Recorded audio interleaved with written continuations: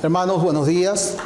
Los invito a que me acompañen con la copia de sus Biblias al libro de Nehemías en el capítulo 6. Nehemías, capítulo 6. Vamos a leer todo el capítulo, hermanos.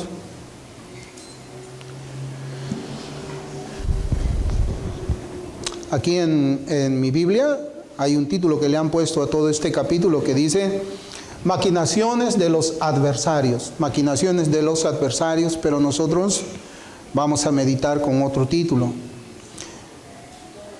Vamos a ponerle como título a esta enseñanza: el siervo de Dios bajo ataque. El siervo de Dios bajo ataque. Y vamos a leer entonces el libro del profeta Nehemías. Cuando oyeron Sanballat y Tobías y Gesem el árabe y los demás de nuestros enemigos que yo había edificado el muro y que no quedaba en él portillo, aunque hasta aquel tiempo no había puesto las hojas en las puertas, Sanballat y Gesem enviaron a decirme: ven y reunámonos en alguna de las aldeas en el campo de Ono. Mas ellos habían pensado hacerme mal, y les envié mensajeros diciendo: yo hago una gran obra y no puedo ir, porque cesaría la obra, dejándola yo para ir a vosotros.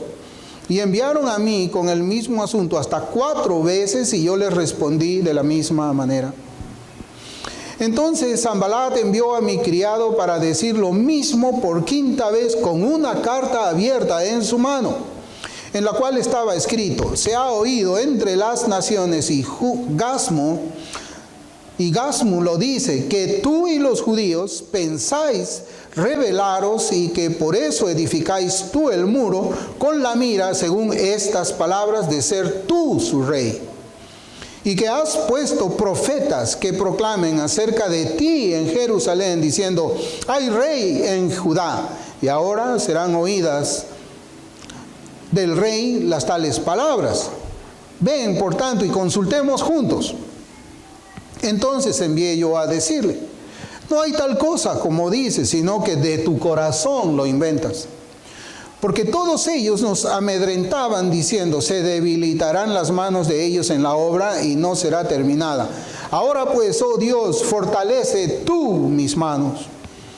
Vine luego a casa de Samaías, hijo de Delaía, hijo de Mehetabel, porque él estaba encerrado, el cual me dijo: reunámonos en la casa de Dios dentro del templo y cerremos las puertas del templo, porque vienen para matarte. Sí, esta noche vendrán a matarte. Entonces dije: un hombre como yo ha de huir, y quién que fuera como yo entraría al templo para salvarse la vida. No entraré. Y entendí que Dios no lo había enviado, sino que hablaba aquella profecía contra mí, porque Tobías y Sanballat lo habían sobornado. Porque fue sobornado para hacerme temer así, y que pecase, y le sirviera de mal nombre con que fuera yo infamado. Acuérdate, Dios mío, de Tobías y de Sanballat conforme a estas cosas que hicieron. También acuérdate de Noadías, profetisa, y de los otros profetas que procuraban infundirme miedo. Fue terminado pues el muro el 25 del mes de Elul, en 52 días.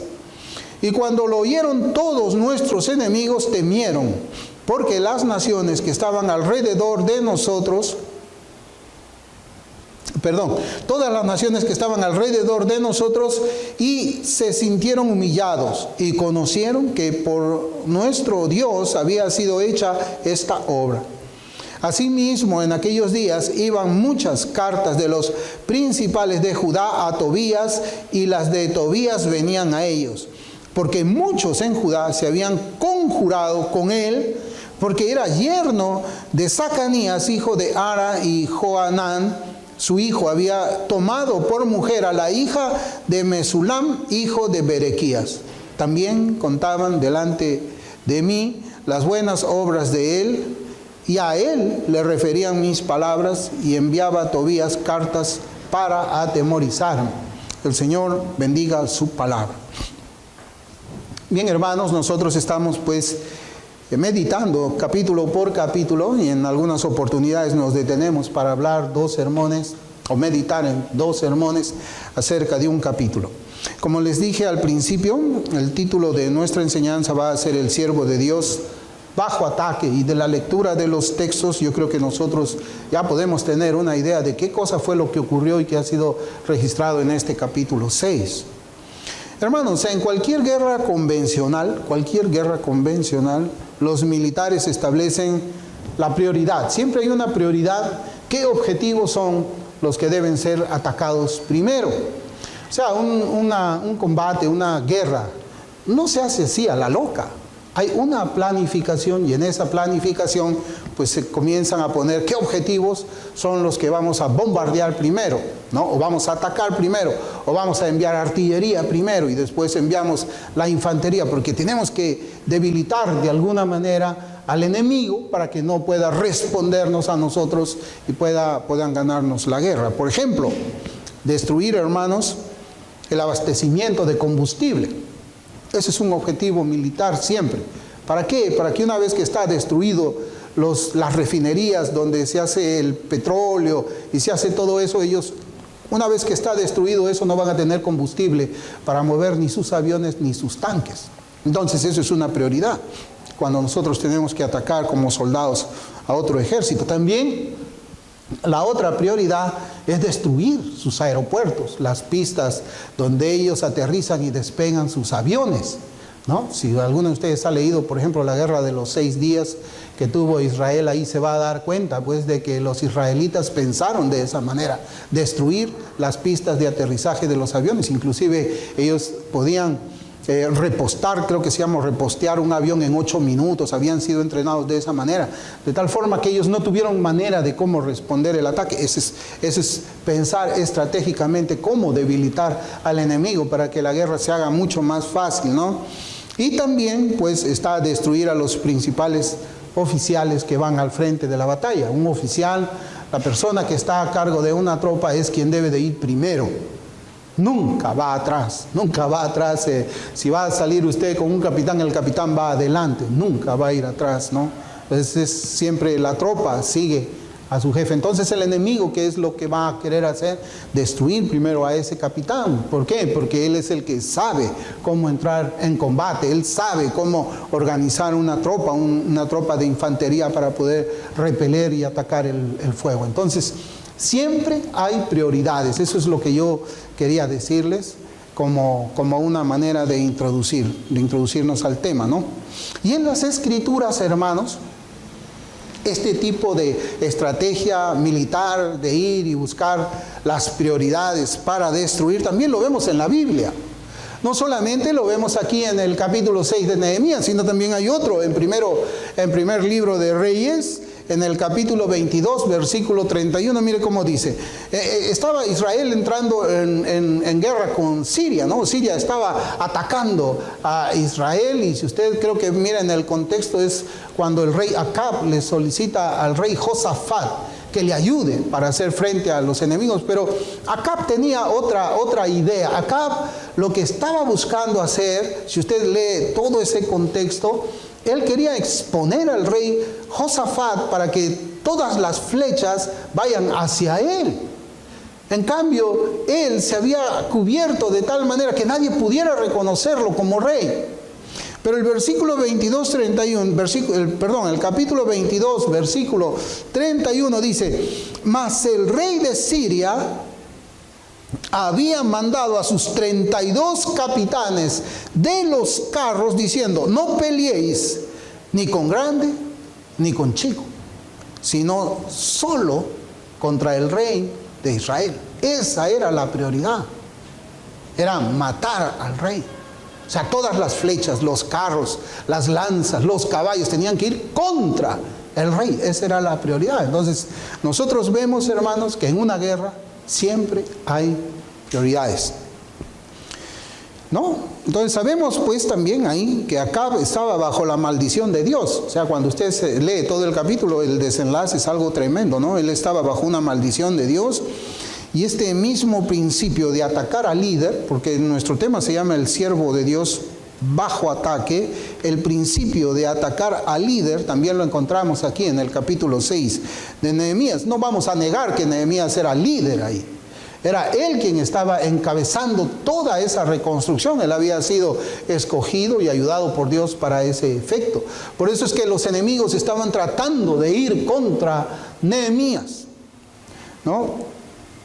Entonces, solamente nosotros vamos a notar en esta oportunidad que las huestes malignas, las que atacan al líder de la reconstrucción del muro del templo y de la verdadera adoración, van a ir también contra el líder. Siempre han estado ellos yendo contra el líder. De alguna manera ellos querían, como decimos, desmoralizar al líder, ¿no? Entonces, hermanos, cuando vemos todo esto, a partir de esta introducción, también estamos en medio, ¿no? La Biblia dice que nosotros nos encontramos en medio de una guerra espiritual. Pero los soldados son de carne y hueso. Los soldados con quienes nosotros nos enfrentamos como soldados de Cristo son de carne y hueso. Nosotros no luchamos contra el viento. Verdaderamente peleamos contra ideologías, luchamos contra herejías, luchamos contra diferentes blasfemias, mentiras, engaños llevadas a cabo por Satanás por medio de hombres como nosotros.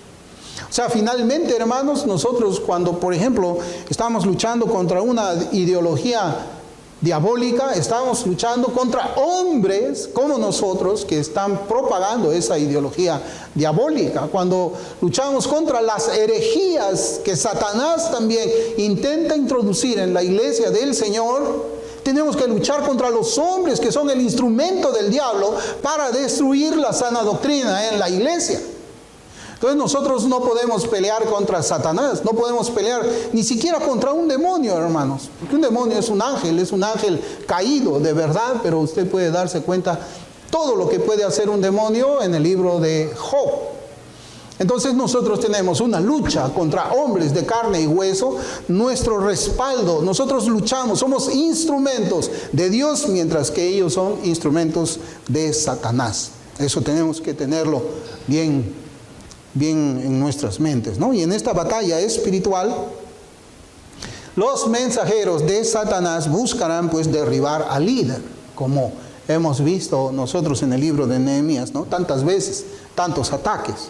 Van a procurar derribar al siervo de Dios que está adelante enfrentando toda clase de maldad, principalmente, hermanos, en el ámbito espiritual, porque finalmente todo, hermanos, tiene que ver con el ámbito espiritual. Todo lo que nosotros vemos, esa degradación moral que hay en los Estados Unidos, a veces decimos, los gobiernos son los que están promoviendo todas estas agendas inmorales. No, hermanos, todo esto es espiritual. Lo que pasa es que la iglesia, yo no sé por qué, no entiendo por qué razón, la iglesia ha retrocedido, la han hecho retroceder y le han dicho, tú no te metas en este asunto, déjanos a nosotros, tú no tienes que meterte en política, tú no tienes que decir absolutamente nada en contra de los gobiernos que están promoviendo todas estas perversiones que, como yo ya les he dicho, buscan conseguir a nuestros hijos. Pero para conseguir a nuestros hijos, ellos necesitan primero derribar a los padres, derribar a los pastores, derribar a todo aquel que pueda enfrentar esas ideologías con la verdad de la palabra de Dios y también con la razón. Entonces ya les había pues compartido en meditaciones pasadas que el diablo trabaja muy vehementemente, él es muy vehemente, no se cansa, él persiste, él insiste, él no descansa en ningún momento para derribarse a los líderes de la iglesia del Señor, para destruirlos y sacarlos de la misión a la cual ellos han sido asignados. Y evidentemente, hermanos, no es contra todo líder, ¿no? Cuando hay un líder pues que está guardando silencio, pues Satanás no hace nada, ¿no? Eso es lo que él quiere. Satanás lo que busca es callar la palabra de Dios. Que la boca de los cristianos no hablen verdad, estén con la boca cerrada, se vuelvan perros mudos, como dice el profeta Isaías. Cuando ellos obedecen al mundo, y compran la idea de que la iglesia debe permanecer callada, Satanás ya cumplió ahí su propósito. Así que Satanás no tiene por qué atacar esa iglesia, no tiene por qué atacar a ese pastor o a esos ancianos que están ahí. Entonces, en este relato, hermanos, del capítulo 6 de Nehemías, podemos identificar a los enemigos y también a las estrategias oscuras para detener la buena obra espiritual que es llevada a cabo por los que están trabajando. Satanás no está atacando, como ya les he dicho, a los que están sentados, a los que están viendo televisión, a los que solamente oran y no dicen nada, ¿no? Nosotros no encontramos en la Biblia que los siervos del Señor solamente oren y se vayan a sus cuevas. Ellos oraban para pedir fortaleza del Señor y se ponían de pie, luego que ellos oraban, ¿para qué? Para cumplir con su misión. Eso era lo que hacían todos los profetas. Entonces, hermanos, en algunos casos, Satanás y sus aliados van a tener éxito y en otros casos no. Cuando Satanás, como yo les digo, consigue, ¿no?, que ya todos estén calmados y que nadie se meta, mientras el mundo está avanzando en toda esa agenda impía, ellos ya ganaron la batalla. ¿Qué pelea hay ahí? No hay ninguna pelea que hacer. La lucha es contra los que están de pie, contra los que no se arrodillan. Bien, hermanos, vamos entonces a ver cuáles son estas estrategias que nosotros encontramos aquí en el capítulo 6 de Nehemías, del versículo del 1 al 4 primero. Yo no lo voy a leer para poder tener un poco más de tiempo. Ahí encontramos, hermanos, el primer complot contra el líder. ¿Cuál es el primer complot? Intentar asesinarlo. Del 1 al 4 es intentar asesinarlo, ¿no? Ahí dice que Tobías y otros hacen un intento desesperado y decidido de eliminar a Nehemías, ¿no? El versículo lo dice, ya que ellos perciben que Nehemías, él es una fuerza impulsora de la reconstrucción del muro que estaba siendo terminado. Él era el que movía a la gente. Él era el que cuando levantaba su voz, todos le obedecían. Él era el que estaba organizando el trabajo. Él decía, tú levantas acá, ustedes están con sus lanzas, ustedes están con sus espadas, ustedes acarrean. Él era el que estaba organizando todo el trabajo de la reconstrucción. Y por lo tanto, lo primero que ellos quieren hacer es matarlo al líder, al que estaba trabajando. Y vemos, hermanos, esto no debe extrañarnos, eso de matar a los líderes. Si leemos la historia de la iglesia, vamos a encontrar ahí de que Satanás ha usado el asesinato contra los líderes. ¿Para qué? Para debilitar a la iglesia. Por eso es que los judíos mataron al Señor Jesucristo. Ellos pensaban de que el Señor Jesucristo muerto iba a acabarse todo este camino, como ellos le llamaban. Pero ellos no sabían, no habían discernido que Cristo se iba a levantar en el tercer día, que Cristo no podía morir porque Él es Dios. Entonces, igualmente, hermanos, Satanás siempre ha creído que eliminando a los líderes va a conseguir una victoria. Y esto lo vemos, por ejemplo, en la masacre del día de San Bartolomé en Francia, en el año 1572. Búsquelo, lea ahí en la historia, ¿no? Ahí fueron asesinados muchos hugonotes. Alguna vez habrán escuchado ustedes los hugonotes. Y esa matanza hacia los hugonotes no fue un día, fue durante varios meses. Era una persecución mortal que había hecho la Iglesia Católica Romana, donde habían matado en un solo día, en una sola noche, murieron 10,000 calvinistas franceses. Esos eran los hugonotes. Eran calvinistas franceses. Y los católicos romanos mataron en una noche 10,000 de ellos. ¿Con qué intención? Debilitar a las ovejas, debilitar a la iglesia. Pero ellos no sabían de que con la sangre de los mártires es que la iglesia comienza a crecer más. Es algo, así es como ha crecido la iglesia en las escrituras, ¿no? No recuerdo quién dijo de que la iglesia estaba fundada también sobre la sangre de los mártires, crecía sobre esto, ¿no?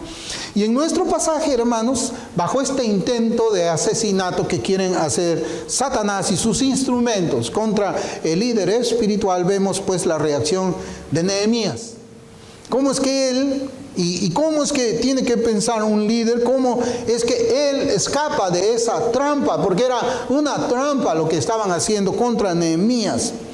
¿Cómo es que hizo Nehemías? Se negó a reunirse con esos hombres perversos. Su respuesta también nos enseña las prioridades que este siervo mantenía en su corazón. En los versículos 3 y 4 dice: y les envié mensajeros diciendo, yo hago una gran obra y no puedo ir, porque cesaría la obra dejándola yo para ir a vosotros. Y enviaron a mí con el mismo asunto hasta 4 veces, y yo le respondí de la misma manera. Nehemías también tenía sus prioridades. Los enemigos del pueblo de Dios, los instrumentos de Satanás, sabían de que la prioridad para ellos era derribar a Nehemías. Pero ¿cuál era la prioridad de Nehemías? Construir el templo. Y evidentemente ya habíamos leído en los capítulos anteriores cómo es que el trabajo, hermanos, estaba avanzando. O sea, Nehemías estaba enfocado. Su prioridad era trabajar en esa obra y no iba a perder el tiempo accediendo a las invitaciones que le estaban haciendo los enemigos, ¿no? Mentiras eran. Entonces, cuando los embajadores de Satanás tratan de sacarnos de una importante obra espiritual como con Nehemías, hermanos, es mejor evitar cualquier y todo contacto con esa clase de personas. Evitar. Lo que hizo Nehemías fue evitar contacto con ellos. En los versículos del 5 al 7, la Escritura nos muestra el segundo complot para eliminar o contra el líder Nehemías, y es las acusaciones falsas. Las acusaciones falsas. Los enemigos del Señor le piden a Nehemías que se reúna con ellos para tratar un rumor. Para tratar un rumor de que los judíos estaban planeando una rebelión contra los persas, que incluso ha contratado profetas para afirmar que él sería el rey de Judá, y que incluso había contratado pues otras personas más para llevar a cabo ese propósito. Satanás a menudo, muy frecuentemente, usa también la calumnia para socavar a los líderes de la iglesia. Y mire, desde el versículo 5 al 7, dice: entonces Sanbalat envió a mi criado para decir lo mismo por 5ª vez, en una carta, con una carta abierta en la cual estaba escrito: se ha oído entre las naciones, y Gasmu lo dice, que tú y los judíos pensáis rebelaros y que por eso edificáis tú el muro con la mira, según estas palabras, de ser tú su rey. Es una mentira, es una calumnia, era un engaño. ¿Para qué? Para sacar a Nehemías, ¿de qué? De su trabajo, de la obra a la cual él debía estar concentrado, él debería estar trabajando en el muro. Entonces el Señor Jesucristo ya nos dijo, el diablo vino ¿para qué? Para robar, matar y destruir. Entonces, como no podían matar a Nehemías, mintieron para que él abandone la obra. Y Satanás hace eso, hermanos, en muchos países. Hay países donde Satanás usa la espada, esa espada de metal. Yo hablo de un arma, ¿para qué? Para matar cristianos en países islámicos. Por ejemplo, en Corea del Norte, creo que es pena de cadena perpetua si te encuentran una Biblia en tu casa. Hay otros países donde te matan, te decapitan por ser cristiano. Pero hay países como en los que estamos viviendo nosotros, donde hay libertad, nosotros podemos ser cristianos, no van a venir los católicos romanos como hicieron con los hugonotes para matarnos a nosotros, no puede ser así. Entonces, ¿cuál es el arma de Satanás cuando él no puede utilizar armas letales para eliminar la vida de los siervos de Dios? ¿Saben cuál es? Es la calumnia, es el chisme, es la mentira, es el engaño. Y eso sí nosotros podemos verlo, hermanos, no solamente en las redes sociales, sino también hemos podido experimentar algunas calumnias, mentiras, las acusaciones, ¿no? Y el versículo 5, hermanos, miren que nos da ahora un detalle. Miren qué astutos son los enemigos, ¿no? Dice, en esta oportunidad se trata de una carta abierta. O sea, ya no era un trato por una carta privada entre Nehemías y estos opositores, sino ahora era una carta abierta para que todo el pueblo escuche, para que todo el pueblo se desmoralice, para que todo el pueblo pierda fuerzas. Una carta abierta, con el propósito de que esa acusación sea escuchada por todos los que estaban trabajando en la obra con Nehemías. ¿Para qué? Para que luego todos teman y hagan presión contra el líder, hermanos. Ahí es otra treta de Satanás. Él lo que busca es que entre ellos se coman, se destruyan, se maten. Cuando todos escucharon eso, el propósito de estos instrumentos del diablo era, hermano, ¿era cuál? De que entre ellos haya una división. Que las personas ya no quieran seguir con Nehemías. Era sembrar división entre ellos. El propósito, pues, era separar a Nehemías del pueblo. Mire, separar a Nehemías del pueblo, y el objetivo era dejarlo solo para intentar asesinarlo nuevamente. ¿Se da cuenta? Era aislarlo, que el pueblo lo abandone, el pueblo escuche la mentira, la crea y lo abandone. Esas tretas hasta ahora nosotros las vemos, hermano. ¿Cuántas mentiras corren por las noticias, los medios de comunicación? Corren por Twitter, corren por YouTube y todo eso. Y hay muchas personas que se lo creen. El cambio climático, por ejemplo, ¿no? Yo no creo que aquí haya en la iglesia alguien que crea acerca del cambio climático y todas esas cosas. Eso es una mentira, hermanos. Es una mentira. Es una mentira que tiene un propósito satánico. Y es matar a las personas. Es matar a las personas. A veces a estos gobernantes globalistas se les escapa, hermanos. A veces Dios permite que nosotros podamos escuchar las verdaderas intenciones de ellos cuando hablan del cambio climático. ¿Saben? A la señora Kamala Harris, ayer estaba escuchando yo que se le escapó de su boca hablar precisamente, y en una parte, en un video corto, hermanos, ella dijo reducir la población para contrarrestar el cambio climático. Rápido, reducir la población. Eso es lo que quieren esas personas, reducir la población. Han matado creo que como 6,000 vacas, o 60,000, no me acuerdo bien, en Irlanda. Porque dicen de que las vacas con sus gases están contaminando el planeta y tenemos pues que matarlas, hay que proteger el planeta. Pero no, hermanos, el propósito es que ellos quieren fabricar una carne sintética para que sustituya la carne de res. Pero no, Dios ha hecho todo perfecto. Inclusive cuando conversábamos con mi esposa, nos dábamos cuenta cómo el sistema digestivo que Dios ha creado para nosotros puede asimilar esos alimentos. Asimila el ganado, asimila el bovino, asimila los vegetales. Hay cosas que nos caen mal porque Dios no nos ha hecho para que consumamos eso, ¿no? Yo lo que les quiero decir es que no deben creer todas las noticias que ustedes miran en la televisión, ¿no? Y así, hermanos, encontramos aquí cómo es que corría ese rumor. ¿Para qué? Para separar a Nehemías, para crear ahí una división. Nadie hizo caso de eso, ¿no? Porque nosotros vemos que Nehemías niega el rumor.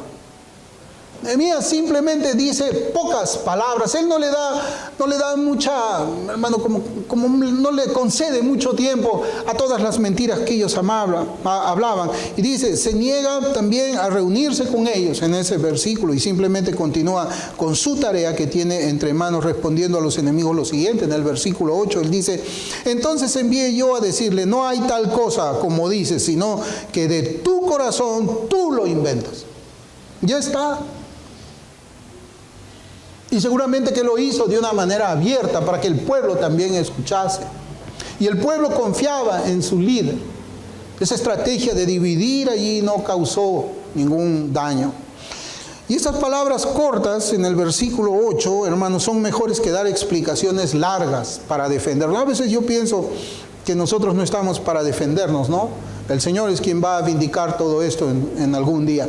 Pero a veces sí es necesario dar explicaciones cortas o respuestas cortas.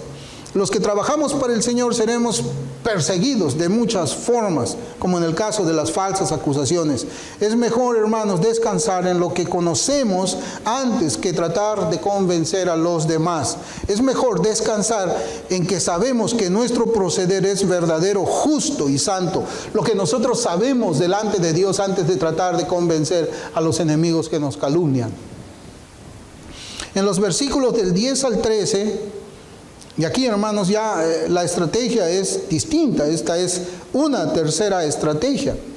De acá vemos el soborno a los falsos profetas. Ya no es una estrategia de afuera hacia adentro, sino que el enemigo ahora comienza a funcionar desde adentro del pueblo, ¿no? El versículo del 10 al 13 lo voy a leer. Dice: vine luego a la casa de Semaías, hijo de Delaía, hijo de Mehetabel, porque él estaba encerrado, el cual me dijo: reunámonos en la casa de Dios, dentro del templo, y cerremos las puertas del templo, porque vienen para matarte. Sí, esta noche vendrán a matarte. Entonces dije: un hombre como yo ha de huir, y quien que fuera como yo entraría al templo para salvarse la vida. No entraré. Y entendí que Dios no lo había enviado, sino que hablaba aquella profecía contra mí, porque Tobías y Sanbalat lo habían sobornado.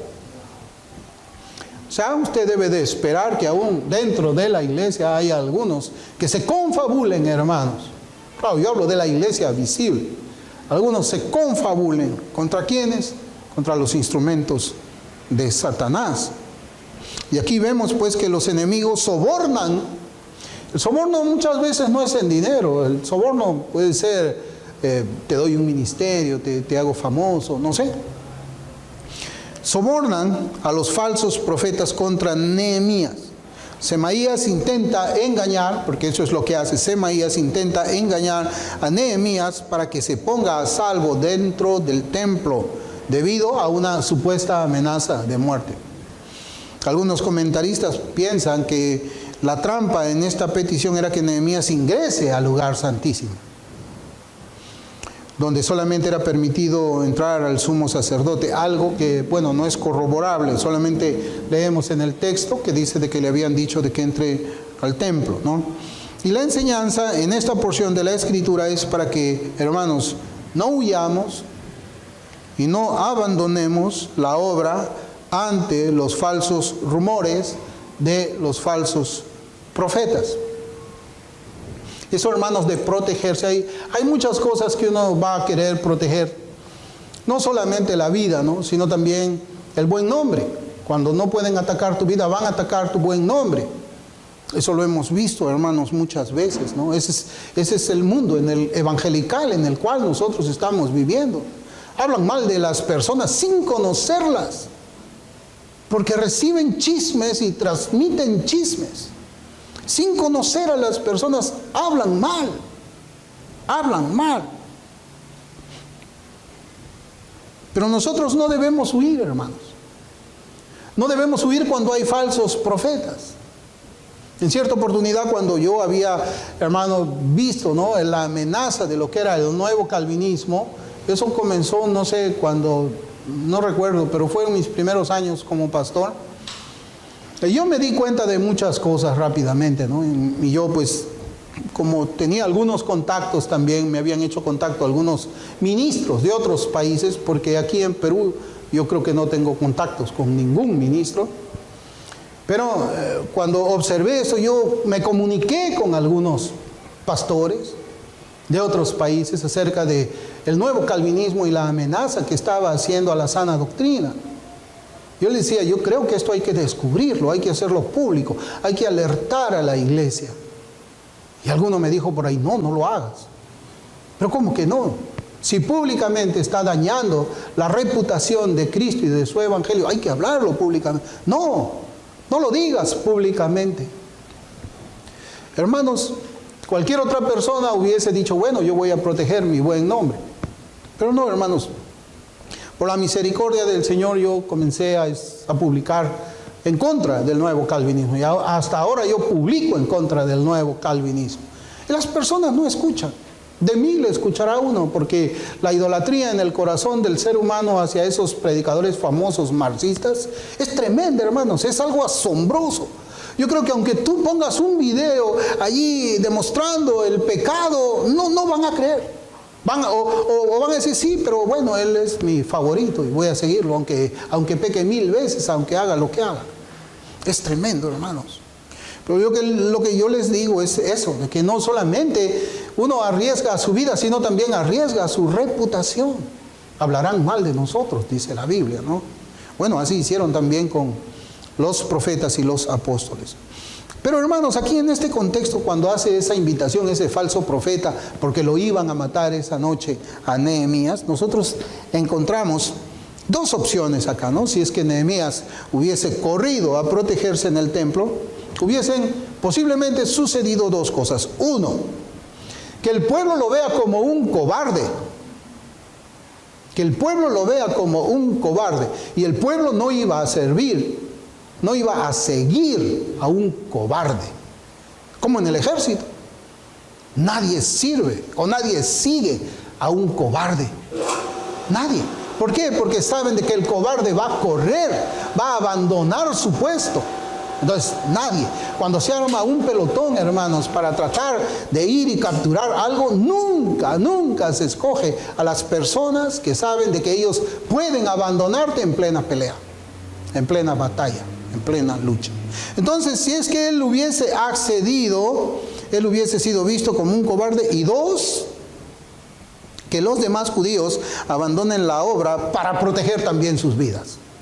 Ellos hubiesen visto a Nehemías, oh, Nehemías está corriendo para proteger su vida, entonces yo también corro para proteger la mía. Cuán importante, hermanos, es un líder espiritual. Cuán importante es conducirse bien cuando uno recibe el encargo del Señor. En ambos casos, Jerusalén hubiese quedado debilitada frente a los enemigos del Señor. Hermanos, Satanás a menudo trata de usar pues la presión dentro de la iglesia también para establecer lazos ecuménicos, para llevar a la iglesia a transar la verdad para no sufrir persecución. Un predicador dijo que no quería ser una isla, ¿no? Y que él quería continuar siendo amigo de sus amigos, que eran una amenaza para el evangelio. Él mismo dijo, esta ideología de la teoría crítica racial es una amenaza seria para el evangelio. Pero yo no me quiero separar de mis amigos que enseñan eso. ¿Cómo es eso, hermanos? ¿Cómo es que no te vas a separar? No quiero ser una isla. Hermanos, pero los puritanos, los reformadores no pensaban corporativamente. Si alguno quería traicionar a Cristo, bueno, traiciónalo tú, yo voy a continuar aunque sea solo y solo. Creo que fue A.W. Tozer quien decía, mientras más avanzo en el camino de la fe, más solo me veo conforme yo voy avanzando en el camino de la fe. A veces es necesario pues quedarse solo, ¿no? Por ejemplo, hermanos, cuando Spurgeon abandonó la Unión Bautista de Londres, hubo 2000 votos en contra de Spurgeon para que sea expulsado y solamente hubo 7 a favor de él. Y Spurgeon dijo, bueno, me voy. La mayoría quiere que me vaya, me voy. Y renunció él y su iglesia a la Unión Bautista de Londres. Inclusive el pastor Peter Masters se volvió a salir de la Unión Bautista de Londres junto con la iglesia, el Tabernáculo Metropolitano. Porque no podemos estar en comunión con aquellos que han transado la verdad del Evangelio. Por eso es que Satanás a menudo pues trata de poner presión, no, tú tienes que juntarte, no tienes que ser visto como una isla solitaria, te van a decir que eres un sectario, hasta un diótrefes, que no quieres recibir a nadie, tú quieres estar solo. Te van a decir muchas cosas, hermanos, que hay que saber identificar, hay que tener el discernimiento y la fortaleza y el valor que tuvo Nehemías para responder a todo esto. Entonces, hermanos, las Escrituras nos enseñan también la respuesta de Nehemías a todas esas amenazas.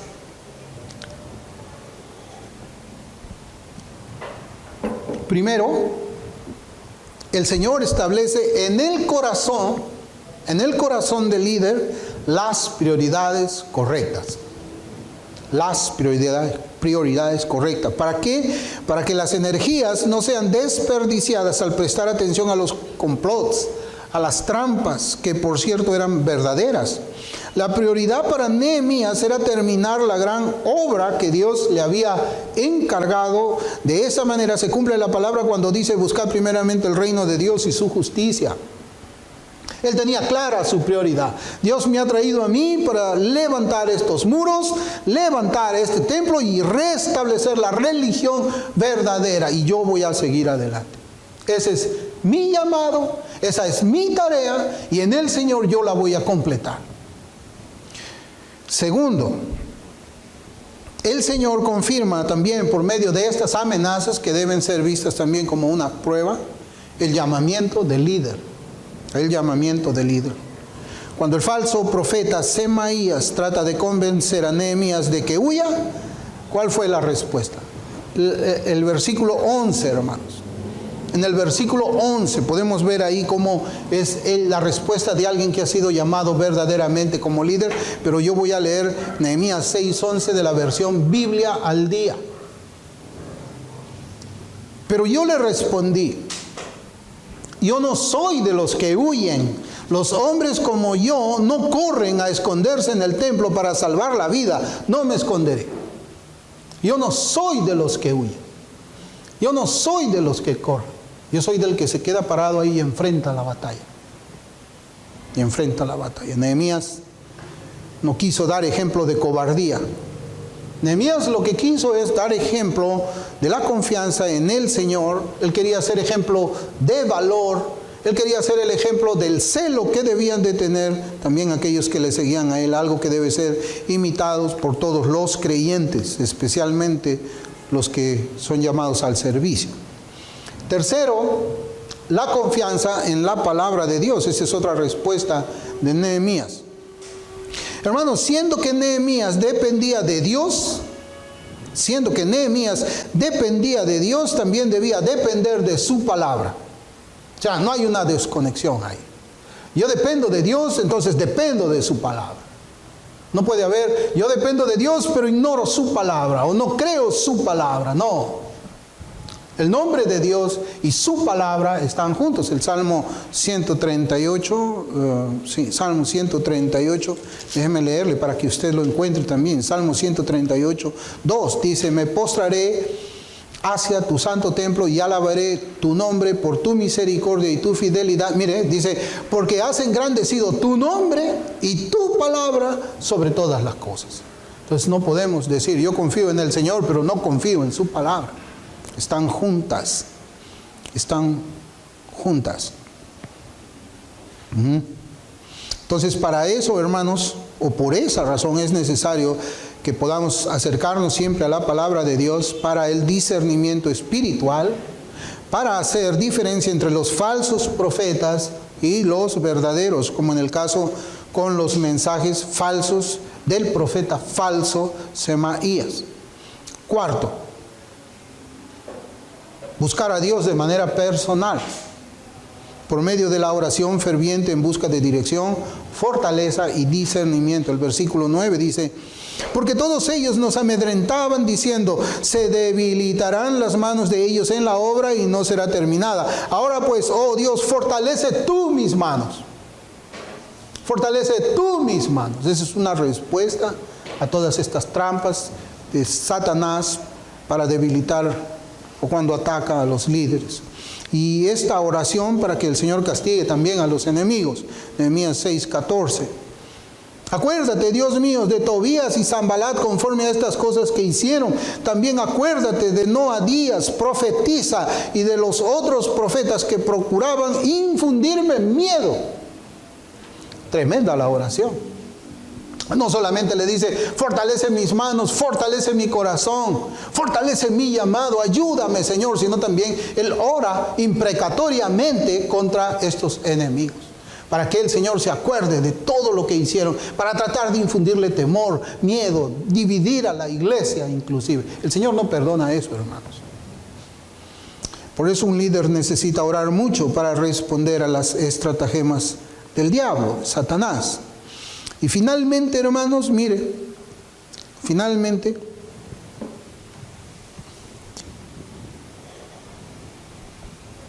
vemos que Dios bendice la buena obra, como podemos ver en los siguientes versículos. Mire, versículos 15 y 16.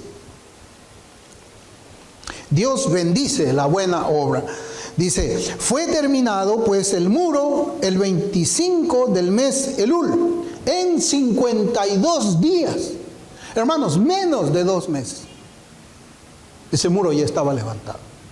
En 52 días. A pesar de toda la oposición, del desánimo, las amenazas, en 52 días ese muro ya estaba levantado. Tremendo. Qué capacidad de líder, hermano. Pero, mire cómo dice, y cuando lo oyeron todos nuestros enemigos, ¿qué dice? Temieron. Cuando ellos vieron esa obra completada en tan poco tiempo, que ellos habían tratado de desbaratar el corazón, los ánimos y hasta destruir la vida de Nehemías, ellos vieron que esa obra estaba terminada. ¿Y qué fue? Cuando vieron eso, ellos temieron, tuvieron miedo. Todas las naciones que estaban alrededor de nosotros y se sintieron humillados, avergonzados. Y dice, mire, y conocieron que por nuestro Dios había sido hecha esta obra. Tremendo. Fue sorprendente que los muros pudiesen construirse solamente en 52 días. A pesar de la oposición de afuera y la oposición de adentro, en 52 días. Oposición dentro de la comunidad judía. Y esto hizo pues que los enemigos se dieran cuenta de que Dios estaba con su pueblo, que Él había sido quien había frustrado todos esos complots. Y esto les provocó temor, perdiendo la confianza en sí mismos. Hermano, estos últimos 2 versículos me recordó también un versículo, uno, en el libro de Isaías, en Isaías 26:12.